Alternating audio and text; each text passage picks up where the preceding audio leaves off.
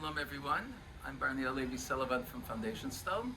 I'm the pleasure of having here Dr. Yiftach Shalev of the Israel Antiquities Authority, and we're in the Givati parking lot, which is an excavation of the Israel Antiquities Authority together with Tel Aviv University. His partner, Professor Yuval Gadot, was one of my teachers in Tel Aviv University, and my classmate Efrat works here also and has something to do with this. And my neighbor, Rebecca Shore, has also worked here regularly. She was supposed to be here today, but... Right, so we feel a little bit connected, and we're not discussing trench warfare at the moment, but we want to understand what, I hope Dr. Shalev won't argue with me, is the most enigmatic find in the country in terms of a physical find that we can't explain. Not a mystery that we don't know about, but you look at this and say, what is this? Wow. And I have no doubt this is going to be on the cover of papers, of magazines, and this is going to be talked about for a long time to come. Shikaya. Right, that's it. So please give us a geographical context of where we are, and then the historical context, and then we'll get into the trenches. Okay, so as you mentioned, we're at the Givati parking lot excavation, which is an excavation that runs from almost 20 years now. Geographically, we are at the northwestern side of city of David Ridge, right on the western slope toward where the Theopion on the Central Valley used to run back in the days, slightly, 100 meters to the west of us. So we are right on the top of that slope of the ridge. As a student in Tel Aviv, I have to protest and say it's the southeastern slope of Jerusalem, which many say is the city of David. It's part of the City of David National Park. We're using here City of David as the popular name. As the popular to describe name? the area. Right. Okay. As far as the geographical area goes, we are right in between the Temple Mount, which is to the north of us, and the ridge that is going further to the south. The area of the Ophel is right to the north of us as well. For people overseas, we're a 5-minute walk to the Western Wall from here, right that way. We've been excavating here for several years, and about 2 years ago, we opened this area where we're standing right now, and after a while, got down to these channels that we see here. At the beginning, we knew only about the 3 channels to the west, which were already exposed in the previous excavation by Doron Ben-Ami and Yaron Shukhanovich. And then, while starting excavating the rest, we realized that these are not just plain drainage channels, but part of a much larger installation. As you can see here, we got here 9 different channels. Assuming that this is the one installation, it probably continues further to the east. 9 channels, 8 of them are connected to another circular channel right behind you. Right here. Exactly. But the one that we're standing in, as you can see, is basically starting with a dead end. Yes. So again, this is part of the enigma. Another part is that 7 of these channels are sloping northward, meaning the liquids that were running here were running toward the north, but the 2 over there sloping southward, meaning to the other direction. So this is not, as far as we understand it, a regular drainage installation or drainage system, but part of a much more complex installation that maybe use the circulation of liquid. More than that, activity didn't start here. It started behind us on the higher platform that you see there. Which is bedrock. This is bedrock. Everything here is cut in bedrock. The platform was probably much higher, or at least higher than what we see today. It was cut down during Roman era. But we know it was part of the installation due to these channels that you see on the slope, which basically go hand in hand with those channels here. So whatever activity was taking place up there on that platform, liquids were running down into the channels that we're standing in right now.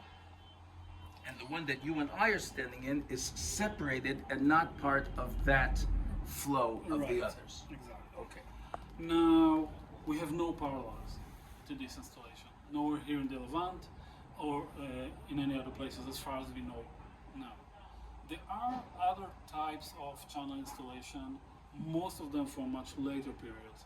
For example, installations that were meant for the use of plant or to the making of silan, dates made of, and honey made of dates. We got examples from those from Amman and Abu Dhabi and other places in that area. Right. Bahrain. Professor Meir Right. sent Professor us a Ron Meir clip. and other people that travel there gave us. But this I have to information. say that what it looked to me in Bahrain is straight lines. I don't see, but I didn't examine the circulation, the I up and down. agree. It's different, I agree. As I mentioned before, this is unique. unique. We don't know what it was meant for. The greatest enigma of a physical find in Jerusalem and throughout the country. Oh, I know what you're talking about. The V's that are cut into the bedrock over there next to a cultic installation, it doesn't come to this. Yes. You said it. Yes, I said it. But as I mentioned, when we found this, we were looking for all other possibilities. So we went and studied all other channel installations that we know. One of them are these Silan installation.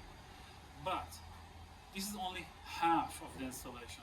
We also got another set of channels right to the south of us, about 20 meters to the south, running southward. So this installation is massive. Because it's this through the top over here, which is cut away so we don't see it. It's all one. It's a Right. mistake to look at it as two different sets. It's all one system, which may have different roles within the process. That's our interpretation, yes. Yes. Exactly. So we've been left with this enigma. We took sample from the soil within the channel. We took sample from the bedrock itself, looking for all kind of organic material, all elements that. And the plaster. I'm sure you took the plaster It's also. not real. The channel themselves are not plastered. Ah, They are just cut in the bedrock. So we took all this sample looking for some evidence. So far, it all came negative, meaning we don't have any remains that we can rely on. We also got few more studies that we want to conduct in the future. Hopefully, something will come up. So we talked about the size of it, about the location, but what's also important is the date. This part of the installation was found unsealed, so it's slightly harder to tell. But the other side, the other channel, were found sealed underneath a very thick layer of lime or a crushed lime or plaster, and the material from beneath from inside of the channel, from the soil that blocked the channel, sealed again under that surface, is all dated to the late 9th century, late Iron to A, early Iron to B, according to the periods that we're using. give me a date before Common Era in years. So we're talking about range. something between, I don't know, 830 and 780 BCE, more or less. If you want, this will be the days of Joash or Amaziah, according to the biblical text, more or less like that. Now we know Much earlier than Hezekiah. much Earlier Much than Hezekiah as a reference point. Right. Now we know from other excavation here in Jerusalem that during that period Jerusalem is extending, started becoming larger. We got monumental activities start to be built in the Ophel. We got the stepstone structure and a large stone structure that Eilat Mazar dug slightly to the south, which is already existed. So this is a period where Jerusalem is starting to gain power and to become larger. And we assume that this installation, this activity that took place here, is part of the economy of the city during that part. We are, again, very close to the temple, very close to the palaces of the Judean kings. So this might have been part of the palace economy or the temple economy during that time. So we don't have clear evidence about the palace. We're feet away from the top of the hill, the 65 meter wide top, and with structures that Eilat Mazar of blessed memory said is at least that I was told by Shmuel Bat that she changed not palace but administrative building, Right. but that she claimed there Nadav Ne'eman basically agrees there, right? Others disagree. Yeah, I'm not talking about completely. this specific building, but we are But talking we're in about that the top of range. the ridge, which is The top of the close- ridge, which must be important, just because you said palaces, I just want to. Yeah. No, please continue responding to me. And from a later period, or at least destroyed in a later period, we have the building that had the front wood furniture with the Assyrian inlays and with the wine flavored with vanilla, and where the paleomagnetism was done by Yoav Vaknin. That's just over here. So it would fit to say whatever's going over here is under the supervision of, for the needs of, produced by the government of the city, either directly relating to the temple or something that's important enough that it's regulated there, because we're in that area in the context. And that would lend itself to suggesting that this is not an urban area, it's an administrative or industrial area, because you didn't find a house here from the Iron Okay, Age. So again, A response. we are in the middle, the way we understand it, we are in the middle of the city. We already got remains of domestic structure down the slope, Further down. Okay, fair enough. quite close to you, 20, 30 meters from us. Some of them were found by Doron Ben-Ami, some were found by us. These are relatively small and domestic houses, but this is already part of the city. Thank you. Again, the house that you just mentioned, our structure 100 with the ivory and all of that, its beginning, it's not much later than this. It's somewhere in the mid 8th century BC, maybe even slightly earlier. So this is not an industrial area outside. of the Outside.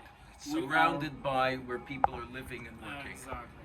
And this is Accepted. why we assume that whatever conducted here had an important part in daily life of the city. It was not some area far away. It was part of the urban structure of Judaism. Okay. Just like in the biblical description, the wind-swept hill of Mount Moriah was perfect for winnowing grain, and therefore it's a Rabna, the Jebusites' threshing floor. I'm suggesting that because we have a rise here and we're at the top of the hill, it must be that this is the best physical location for doing that. Either to get vapors away, or because otherwise this is prime real estate. Location, location, location. Exactly. Give me a villa. What are you doing? I need the top of the hill to do this best. I'm suggesting. It makes sense? We assume that they chose this location because, of its quality.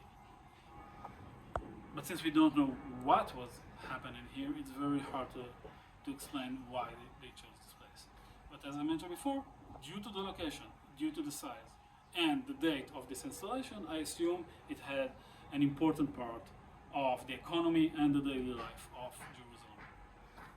You know, there was a game called Concentration in the 1960s in Okay. America. You had 100 squares, and you'd say, give me 23 and 24, and you had to remember which ones matched up.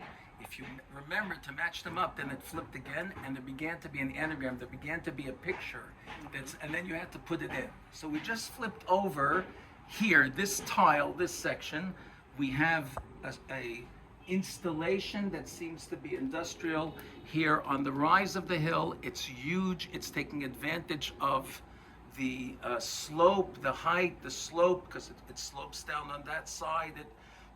It understands the gravity. It's using gravity in the process. It's very aware of gravity, and we have no idea what it is, but we have other coordinates, including the 5-meter ledges and cuts out to Right. the west, which may coexist with this, may not. No evidence of it working together, but we have serious professional activity here in the mid or early First Temple period. We're not in the last piece. We're earlier than that, and we have new light. We haven't had such a light on that period before. Something here, it shows a professionalism. It shows.